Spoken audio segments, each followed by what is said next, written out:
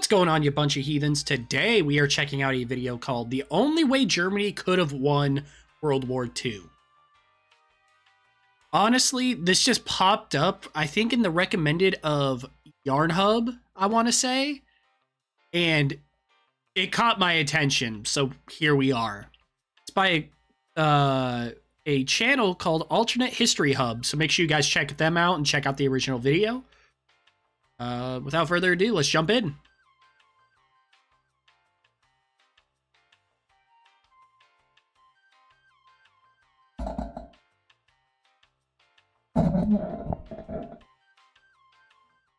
This video is sponsored by War Thunder. Find out more later in the video.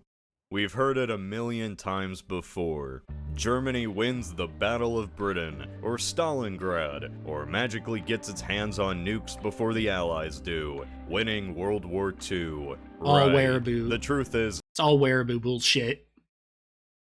We all know it is. Despite being the most popular topic that most people associate alternate history with, there is hardly a Oh, what the fuck? popular topic that most people That was really fucked up associate looking. alternate Like, history. she's fighting. Oh, this is Paris. This is a gross,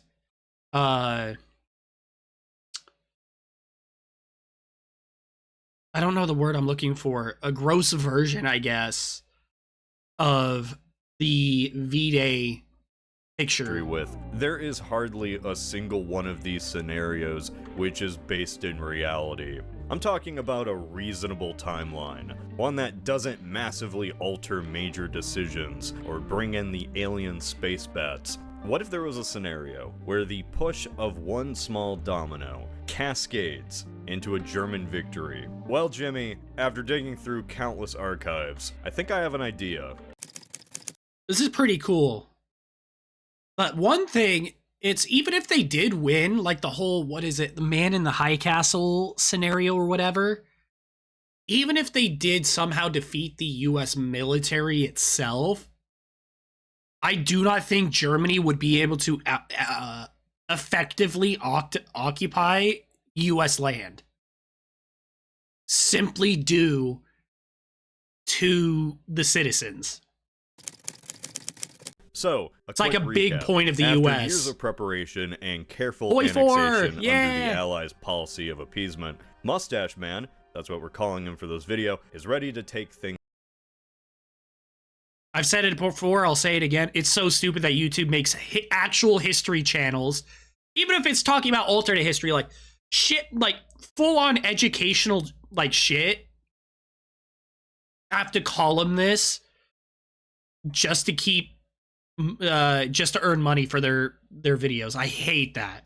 Further. Germany rolls over Poland in September 1939, with the Soviets joining in for a good old partition. That November, the Soviets invaded Finland in the winter, and the following April, Germany rolls through Denmark and Norway. But then, the unimaginable happened. Well, it's pretty imaginable now because we know what happened. On May 10th, 1940, Germany launched a blitzkrieg attacking the Netherlands, Belgium, and France with its entire might. The same day Winston Churchill took office. What took Germany years to take back in World War I was accomplished in 2 weeks. Despite fierce resistance, the Maginot Line, and the nearly 400,000 strong... I like this. Fierce resistance, Maginot Line, which is shown really fucking derpy because the French thought that it would be fought like World War I. British Expeditionary Force, Paris fell in 35 days. This outcome was shocking, not only to the Allies, but the German High Command as well. In fact, Rommel disobeyed direct orders and used his panzers to cut off a huge portion of troops, pressing them against the English Channel. This rapid advance threatened to overextend the German line, as infantry was struggling to keep up with their tanks, many of which were starting to run out of fuel. That is not fucking smart. Given in order to halt the advance against the port city of Dunkirk on May 24th, to the astonishment of the ground generals who wanted to press their advantage. I think you can see where I'm going with this. Is this an alternate history where they don't stop pushing? Because that could be that's a fairly early on not changing anything super, super big, in the sense of making one side stupider than the other needs to be. That's an interesting choice. I kind of like that. 500,000 Allied personnel were trapped in this tight pocket, awaiting evacuation, and Mustache Man decided to bomb them like fish in a barrel, using the Luftwaffe, which had complete air superiority, fearing an Allied counterattack. 2 days later, the decision was reversed. But this delay, plus a change of command, gave precious time for the miracle of Dunkirk to happen. The waters around Dunkirk were too shallow, so hundreds of civilian boats and a few destroyers were deployed. And in the course of 9 days, the brave last-stand resistance from the French and Belgian forces allowed for 338,000 troops to be rescued back to Britain. You've probably heard that story before, but what rarely gets mentioned here is the weather. You see, out of those 9 days, just 2 had optimal flying conditions, which resulted in staggering losses. I actually didn't know that. Including the loss of 9 warships.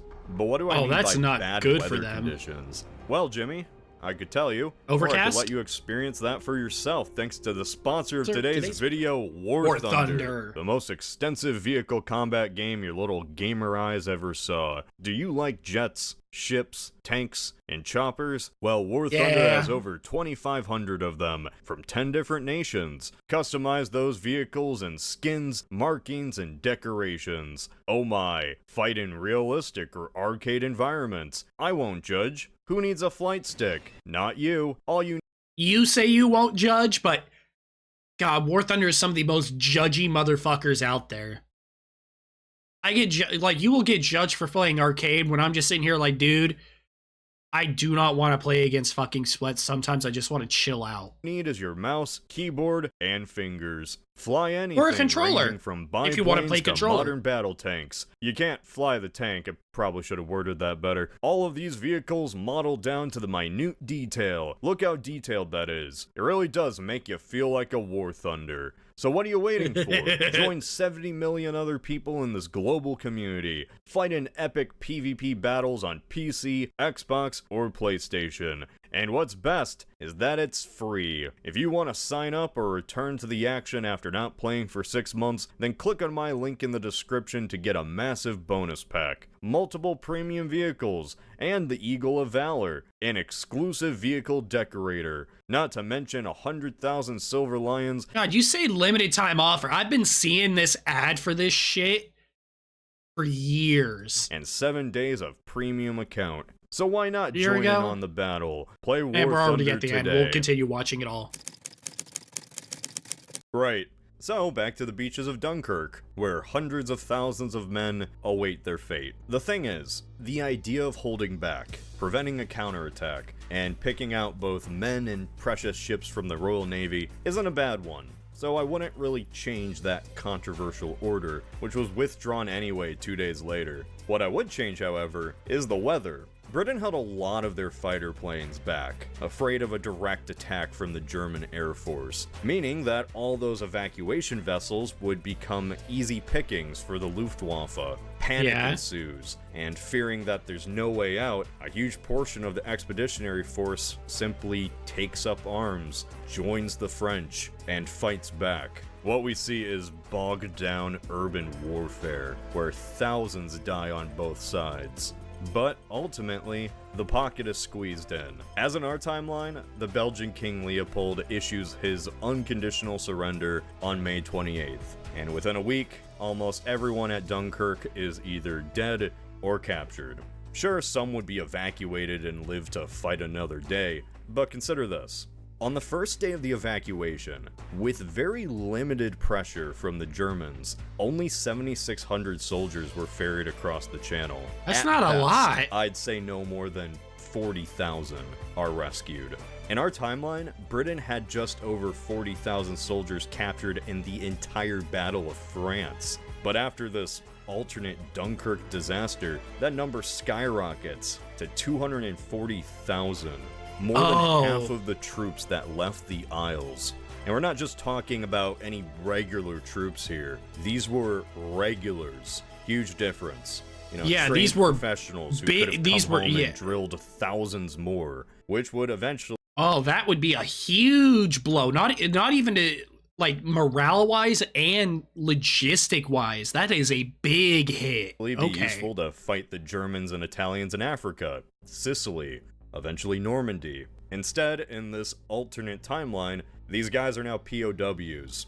A massive stain on Churchill's record. Additionally, with clear skies, even more British warships would find their way to the bottom of the channel. Not enough to make Operation Sea Lion a reality or anything, but enough to add to the horror the British public was already experiencing. Yeah. By the end of June, France signs its unconditional surrender. This means that the lowlands join Denmark and Norway in its occupation. France is replaced with Vichy France. Poland is partitioned. Central Europe is under Mustache Man's thumb. Spain is ruled by Franco, Italy by Mussolini, and the Swiss are just chillin'. Britain stands alone. And a furious and embarrassed Winston Churchill, who wishes he could say "I told you so," hears the deafening cries of fathers, mothers, and brothers who scream, "Bring our boys home." When we look at military conflicts, that's quick. What we usually look for are the direct casualties as a result of the battle, often ignoring deaths caused by illnesses, which surpass them in every major conflict, unless it was the Russo-Japanese War. But what also gets equally neglected are the captives. The reality is that captives, unfortunately, yeah, a lot of the time, captives and deaths from disease and... Yeah, mainly disease and, like, complications from injuries. They get overlooked a lot of the time. Ones play a huge role, including in World War II. Deaths can be martyred, but knowing a huge portion of men are still overseas, awaiting an uncertain fate, that can cause a lot of political pressure. In our timeline, an equally isolated Britain had only one reason to continue the fight: survival. But what if there was an alternative? What if peace could be made, and also allow for 250,000 Britons to come back home? The miracle of Dunkirk was a huge morale booster, but here, it breaks the slim majority in the British war cabinet. Yeah. In late May, as France you don't was have going the, down, the morale it boost spent from 2 it. days in session, during which Lord Halifax made a proposal to, quote, explore German terms of peace. The session was made up of 5 members, 2 of which, Halifax and Chamberlain, voted for, while Churchill, Attlee, and Greenwood voted against. How hard would it be to imagine that Britain would choose to seek out peace terms? I think in these conditions, that would be very likely, with or without Churchill. So in early July 1940, through... Well, I mean, if it's only 5 people, you only need one person to vote in the opposite way. And with that big of a fucking difference in people, yeah, I could see it swinging that way. An intermediary, probably Spain, high-ranking members from both sides could meet in a conference to discuss terms. Mustache Man's promises to the German people were kept to the letter, and he seemed unstoppable. But considering everything we know about him at this stage of his life, he would have probably given Britain soft terms of peace. Nothing like the unconditional surrenders of the lowlands in France. We would probably see war reparations being imposed. Malta and Gibraltar given to Italy and Spain respectfully.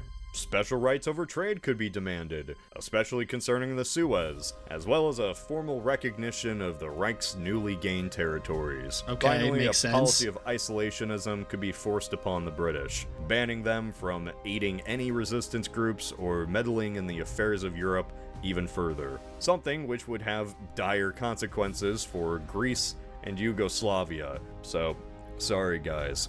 In return, the British could gain a non-aggression treaty with Germany for, say, like 5 years, and have all their captured soldiers brought back unharmed.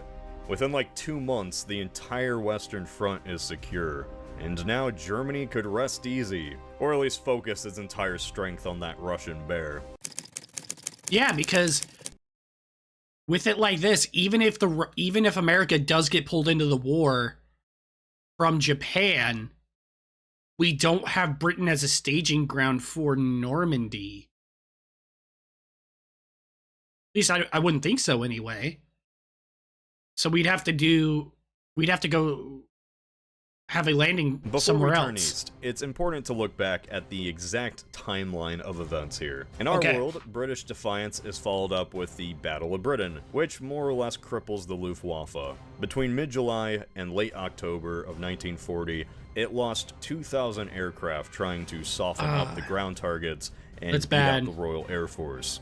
Aircraft can be replaced, but since the battle was fought over British soil, any German pilot who parachuted out of their aircraft would find themselves in hostile territory, on an island. The Allied pilots, on the other hand, could easily be given a bandage, respawn, and join a new match. Ultimately, the loss of its best pilots was deeply felt, and this was a blow from which the German Air Force never really recovered. In the meantime, Italy also wanted a piece of the action after their failed attempt at aiding Germany against France. So they picked someone their own size, alone, to prove their military prowess. You can imagine how that went.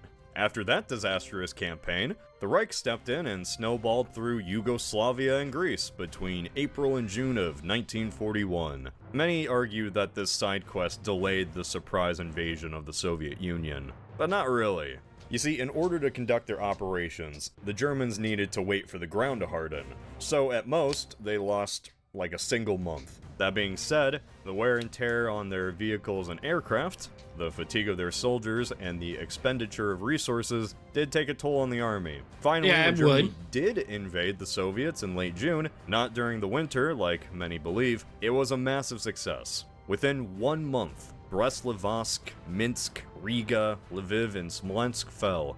But by the time winter did come, the German advance slowed down, in large part due to the confusing decision to move armored units around, first away from Army Group Center, and then later back to it. More than anything, it was the delay and wear and tear of this maneuver that cost the Germans Leningrad and other strategic targets. And then by October, good old Uncle Sam in Britain began sending numerous shipments of supplies and equipment, prolonging the fight. The rest is history. But after a disastrous Dunkirk, and pieced out Britain. So in this timeline, Britain isn't sending help. Yeah, the timeline's history is kind of different. In the short term, the last stand at Dunkirk means that Germany sustained some extra casualties and obtained slightly less military hardware. But that also means no Battle of Britain, aka the Luftwaffe doesn't get nerfed. Additionally, with Britain pledging to not interfere in the continent, Greece and Yugoslavia don't get the valuable aid they received in our timeline. Now, does that mean that Italy would succeed? Obviously not. But it does mean that the invasion of the Balkans starts sooner and ends much quicker. Actually, it's even possible for them, especially Yugoslavia, to go the we're kinda with the Axis but not really route that Bulgaria took. Germany has only one front to worry about, and engages the Soviet Union in early June of 1941. A completely unprepared communist front line collapses, as the Wehrmacht speedruns through the Eastern Front. Okay, how much farther do they get? I want to highlight what is now called the German-Soviet Air War on June 22nd, 1941, the largest air battle in military history. On one side, you have just over 10,000 Soviet aircraft. On the other, 3,300 German. Now, how have I never heard of this? But try to guess how many aircraft were lost by the Luftwaffe. 1,000. God, 10? How have I never heard of that battle? 10,000 versus 3,300. That is insane. That is an insane number. Don't worry, I'll wait. Whatever you guessed, you're probably wrong. 1,000. Because the real answer is 55. 55 aircraft to the my Soviets' God. 4,000. The preemptive Jesus strikes on Christ. Soviet airfields, more effective radio systems, superior aircraft, and pilot experience all led to one outcome: Soviets. Total German dominance. Messerschmitts and Junkers patrolled the air and rained fire from above. The Wehrmacht knew exactly where the enemy was, while the Soviets scrambled from one defense line to the next. All of this happened in our timeline, even with the heavy losses at the Battle of Britain. Now imagine what an even stronger Air Force could do. To state the obvious right away, do you really think the siege of Leningrad would have lasted over 2 years under these conditions? The mobility of both ground and air forces allows for an even more deadly blitzkrieg. Before the well-known failure at Stalingrad, many couch tacticians are quick to point out the missed opportunities at Leningrad and Moscow, both of which were within Mustache Man's grasp. The extra month, extra munitions, extra aircraft and pilots, and improved organization might not be enough to take out both by the end of 41, but at least one of them is surely going down. Which is still really good. The next big thing on the agenda is lend-lease. Does Roosevelt really just sit back and observe as Germany takes over continental Europe? Well, yeah. No, seriously. What can America really do? I mean, it does kind of make sense. If we don't have Britain pressuring us to help them out, then we don't really have a reason to. At least politically.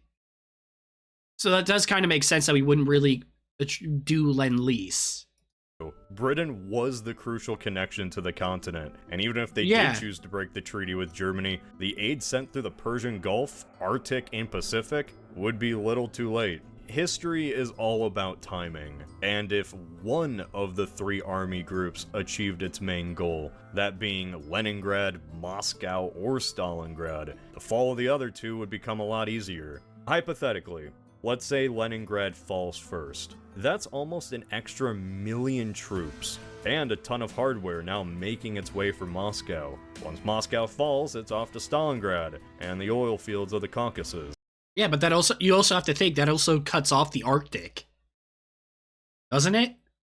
I think that's also what that means. Oh, don't worry. I didn't forget about those oil fields. There is no timeline in which Germany could sustain a prolonged war on multiple fronts, with dangers looming from Britain, Africa, and the East. But in this one hypothetical, the full might of the Wehrmacht and Luftwaffe simply breaks down Stalin within 18 months. It's just washing over him. Sounds. America can supply rebel groups year-round, and it won't make much of a difference, even with the broken Enigma code at the end of 42. I know it sounds crazy. Not to mention that Japan still hits Pearl Harbor, leading to a very bleak reality. By mid-1943, the Axis powers dominate the Old World, and in their triumph, take a year of respite to lick their wounds, which, despite these successes, are going to be severe. So what is so if Japan still attacks the US, I'm assuming the US still declared war on Japan, and Germany then proceeded to declare war on the US.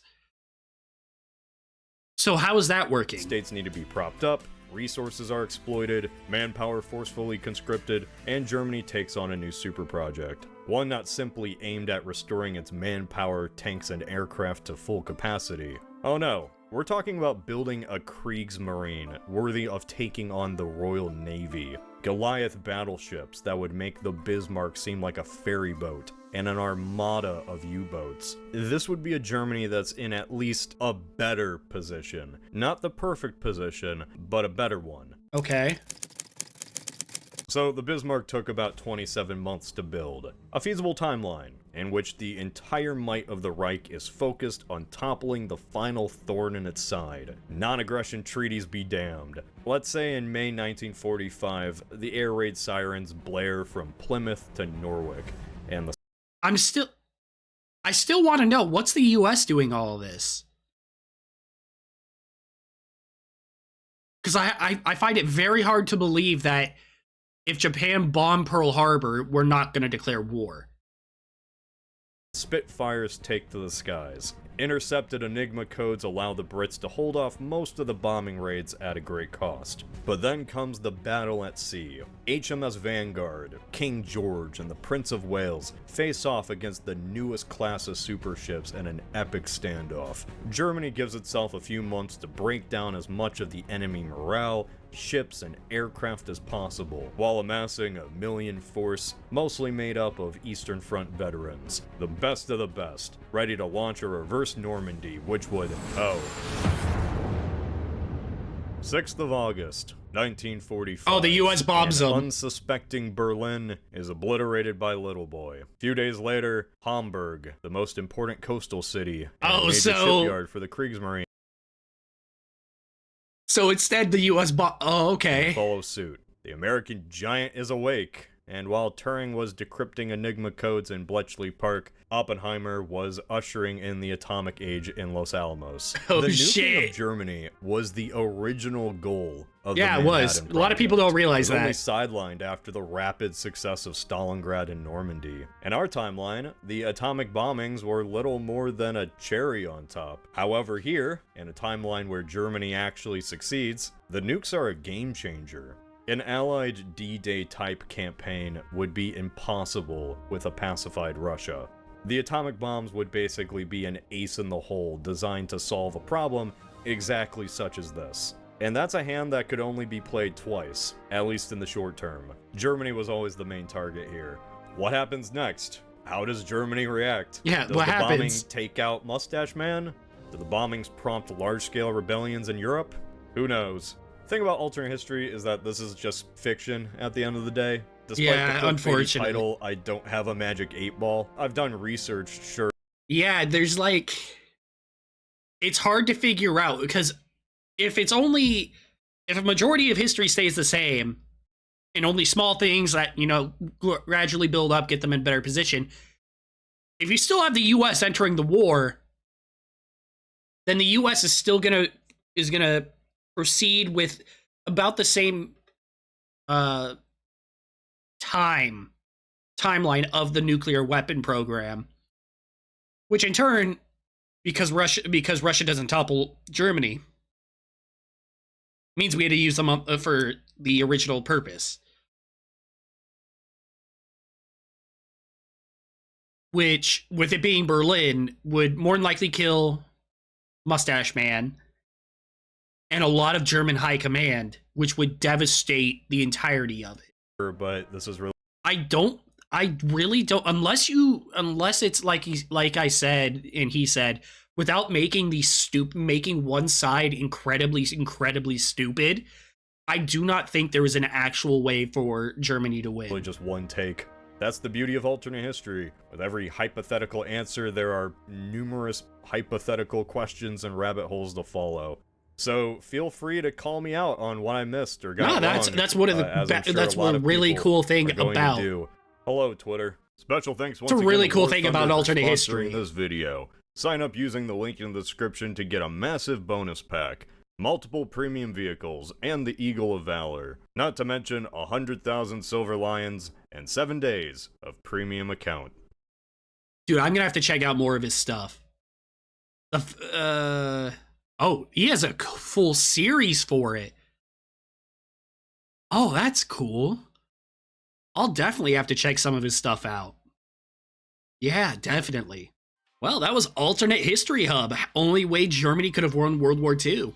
This was really interesting. I really enjoyed it. I'll definitely gonna have to check out more of his stuff. Make sure you guys actually watch the original. He definitely deserves it. Like, comment, subscribe, and until next time, you guys take care of yourselves. See ya.